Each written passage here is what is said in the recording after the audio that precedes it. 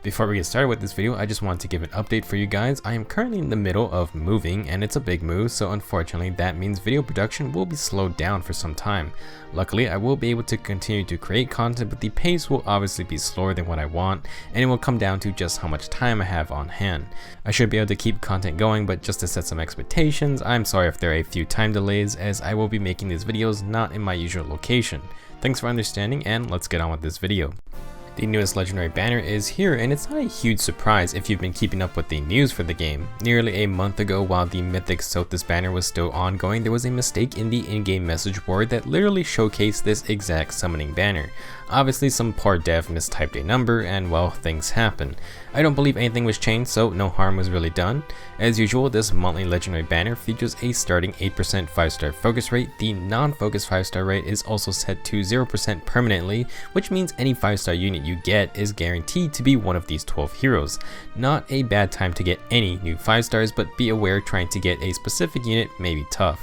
This month's new legendary hero is Julia. She's an infantry blue mage and is an earth legendary hero with the pair up ability. Just as a reminder, pair up is quite useful for the Allegiance Battles game mode, since you need at least one of those legendary heroes to achieve the maximum amount of bonus score potential. We have legendary Roy and Eliwood for red pair ups and legendary Alm for colorless pair ups, so Julia is a nice addition. Another reminder that pair up legendary heroes also get their BST value boosted when calculating arena scores, so that is another plus. Now for old skills, Julia has Dragon Fang as her special. Her A skill is Mirror Impact, very nice with its extra +6 attack and +10 res when initiating, plus the ability to stop an enemy follow-up attack. I'm expecting Julia to not be insanely fast, so having that follow-up cancel is good as long as she can withstand a single hit. Now for her weapon, Julia has Virtuous Naga. Unsurprisingly, it's effective against dragons, and Julia gets another +3 extra attack as well. Basically, Legendary Julia is just a blue version of her original green self. For its other effect, at the start of combat, if Julia has more attack than her opponent, then she gets +6 attack and res during combat. Pretty basic effect, and it's obvious that Legendary Julia is all about dealing a ton of damage. Virtuous Naga does a basic attack stat comparison, and since it's at the start of combat, you cannot use the extra +6 attack from Mirror Impact. To help Julia out, you can always bring Chill Attack on a unit to help her deal with some of those very high attack units. Otherwise, it seems like she'll be fantastic with Heavy Blade if you want some extra special cooldown. For the most part, Legendary Julia is here to blow up some red dragons and, well, basically any dragon not green. It should be noted that 2 red dragons neutralize dragon effectiveness, so do be careful when you see Garen or Sothis. It may not be a guaranteed one-shot, although Julia still has the triangle advantage. Julia's unique B skill is called Light and Dark. This skill has 3 effects. First, it inflicts -2 to all stats on the enemy during combat. Second, it neutralizes foes' bonuses, aka field buffs, and third, it disables adaptive damage effects. I like to think of this skill like a souped up low B skill since it affects all stats instead of just targeting 2. However, Light and Dark is probably more related to Divine Naga, which is Deirdre's weapon, although regular Julia can access it as well. Divine Naga basically does all of these things except for a -2 debuff on the enemy. It grants +3 to all stats for the wielder. I do love me some in-combat debuffs since they are always going to apply, so Julia is always getting that little bit of extra damage, speed, and protection. Legendary Julia definitely should be a good mage counter since I bet her res will be quite high, or at least pretty decent. Being able to neutralize field buffs allows her to handle Blade Tome users as well. As for the neutralizing of adaptive damage, this allows Julia to soak hits from dragons. If you really want, she could probably run close counter to emulate Green Julia if you want an enemy phase dragon killer.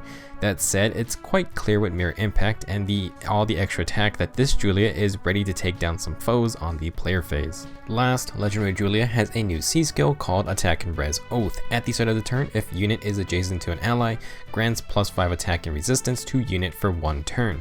So it looks like these new Oath C skills are the counterpart to the newish Rouse C skills. Only the user gets the buff, so do be aware that these are not team supporting buffs. For the most part, Attack and Res Oath should be easy to activate, but on spread out maps with enemies all over the place, it can be a problem. Just from looking at her kit, Legendary Julia has a ton of ways to get extra attack and resistance. Mirror Impact, Light and Dark, and Attack and Res Oath get her +13 at extra attack and resistance. If she wins the attack check, then Virtuous Naga also adds another +6 to both stats. Pretty incredible, and it's clear that this Julia is set to be a high damage initiator and a magic damage tank, even able to handle dragons. Overall, if you do not like dragons, then Legendary Julia is for you. She will also probably be another high damage blue mage, but with monsters like Reinhardt or Special Spirophilia, that's nothing new we haven't seen before. For the most part, I think Julia has a very solid base kit, lots of synergy, and some pretty good skills to have. I'm making this video before her stats have been released, but I think it's pretty easy to guess that she will have very solid attack and resistance, average HP and speed, and then probably not the greatest defense. Nothing really too surprising, but another blue dragon killer is a nice role to have. Moving on, we have 11 other heroes to talk about. For red, we have Legendary Roy, Legendary Ike, and Hot Springs Elise. For blue, we have the entire Dragon Killer family. Joining Legendary Julia is Mythic Naga and Legendary Young Tiki. This is a very good time to try to get Julia. For green, we have Gunthra, Kaden, and Valentine's Mist. Then for colorless, we have Mythic Duma, Legendary Female Grima, and Spring Bruno. We'll now cover all of these units briefly and talk about their useful skills should you get any extras. For red, starting we have Legendary Roy. You have another red pair up legendary hero, so that is worth mentioning. This Roy is just a very easy to use unit, great for new players. Dragonbind is a dragon killing weapon with distinct counter. Human Virtue buffs Roy and adjacent non-dragon or beast allies with +6 attack and speed. That then synergizes with bonus doubler to get Roy a ton of extra stats. He is a pretty quick unit, and for an infantry sword unit, Legendary Roy is solid, although nothing super insane.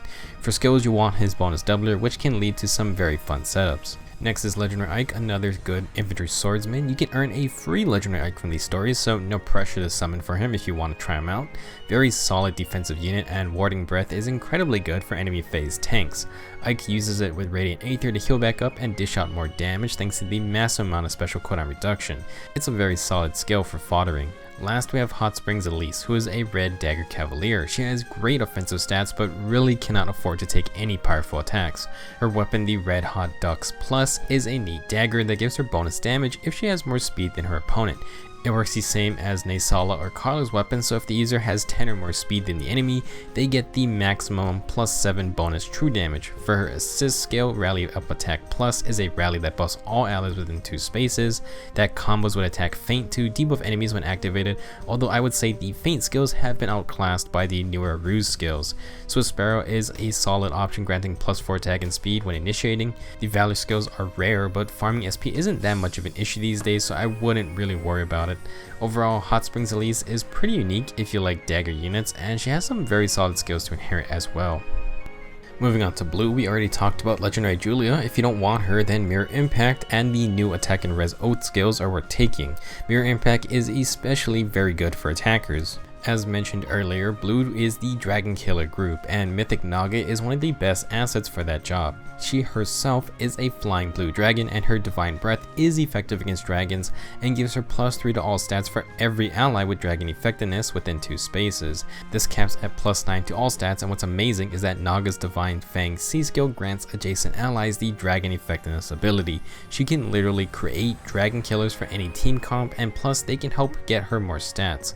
Sadly, her best skill for inheriting is probably Chill Speed. The offensive Aether Raid skills aren't that reliable in my opinion, and while they have high potential, it's just a lot of trouble to get them at max effectiveness. Next is Legendary Young Tiki, a blue armored dragon. This little kid is a terror with incredibly high stats, and her dragon killing Divine Mist also has distinct counter. Her C skill can give Tiki and her allies +5 defense and res, making her even harder to kill. Unlike Naga, Tiki has 2 great skills to take. Fierce Breath is the attack version of Warding Breath and grants tons of special cooldown reduction when attacked first. Then you have Bold Fighter, which allows armor units to get a follow-up when initiating, and they get extra cooldown reduction too. Both of these skills are very good to get a hold of. If you want Julia, Naga, or Tiki, then now is a pretty darn good time to try and get them. For the green group, we have Gunthra back again. She is a green mage cavalier with a focus on debuffs. Her Blizzard Tome adds damage the more debuffs on the enemy. Chilling Seal hits the enemy with the lowest defense with a -6 attack and speed debuff, so definitely very annoying. If you want skills, then Fortress Res is sadly just outclassed by Fortress Defense and Res. Res Ploy is good too, although it is a Sacred Seal as well now. Our second green unit is Kaden, a green beast cavalry unit. He is a pretty unique support unit since Kaden's Kitsune Fang gives allies within 2 spaces the same amount of stat boost that Kaden has in field buffs. He has speed and res linked to synergize with this effect, since if Kaden gets that +6 speed and res buff, he then shares it with his teammates. He also has gold beast, so if you like combat buffs for beast units, Kaden is one of the best on offer. Not a bad attacker in terms of stats, but his defense and res aren't particularly high. Last in this group we have Valentine's Miss. She is another green mage cavalier with a solid 34 attack and speed. The Grand Bloom's plus tome grants the user +3 to all stats during combat if they are next to an ally. It's not a bad effect, but personally I don't think Mist is the best user of it. She does have Swift Sparrow if you want to give her a more offensive tome. Like Hot Springs Elise, Valentine's Mist also comes with a Rally and Feint combo since the 2 skills rely on each other. Rally Defense and Res Plus is pretty solid if you want a supportive skill. The green group isn't the craziest this time, but it's got some decent units and skills should you want them. Colorless rounds out the banner, and Mythic Duma is a fun unit to have. He is a colorless armored dragon, and his Fell Breath gives him +6 attack and res and prevents a follow-up if the enemy has less than 4 HP. Luckily, his Upheaval skill hits all enemies with -7 damage on turn 1, and that can be very annoying in modes like Arena. If Duma is by himself, he has defense and res solo to get tankier. If you let him attack first, he then has Bold Fighter to get in that extra follow-up and probably a special proc. Either skill is fine to inherit, although Bold Fighter is probably the better option in most cases. Next is Female Grima, who is a flying colorless dragon. She has Distant Counter from her weapon, and Dragon Skin gives her protection from arrows plus some extra defense and res when attacked. With her decent speed and balanced stat line, she can be kind of annoying to take down in one round. Still the only holder of Red Smoke, it's not a bad debuff to have, especially in heavy magic damage teams. As for Cancel Affinity, I just think its niche is way too small to even be worth considering. To end the banner, we have Spring Bruno, a cavalry healer. He has some pretty high defense for a healer, but is very slow, so he's going to take 2 hits almost every encounter. Not exactly an offensive healer, and while his defense is high, his res stat is pretty pathetic. Bruno does have some interesting skills. The Avoid Staff Plus heals the user and adjacent allies for 7 HP every turn. That is pretty neat and could be used on some tanky healer builds, or just used to bring some small consistent healing every turn. Bruno has Dazzling Staff, which allows him to prevent counterattacks and is always a valuable healer skill to have. As for attack and defense push, I wouldn't exactly say it's the greatest thing ever, but with the tier 4 push skills coming out, maybe just keep it in mind should you want an attack and defense variant. That wraps things up for this legendary banner. Not exactly a huge surprise thanks to the leak, but regardless, a nice banner, especially if you want some blue dragon killers. Let me know your thoughts on the banner or legendary Julia, and will you be summoning this time? Hopefully I can keep videos coming, but sorry in advance as there are sure to be some delays within the next month. I have some videos planned, but I just need to find the time to work on them. Thanks for watching, I'll see you in the next one.